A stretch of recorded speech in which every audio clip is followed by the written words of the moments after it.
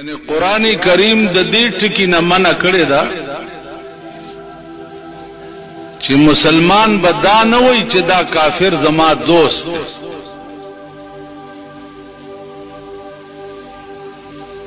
دا دی وایي چې دا زما واقف ته په جنگلو میں دی وغیرہ وغیرہ. لیکن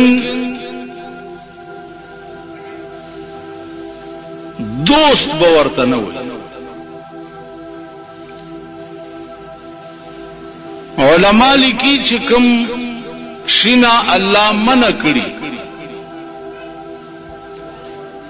دا هغه شی دو صورت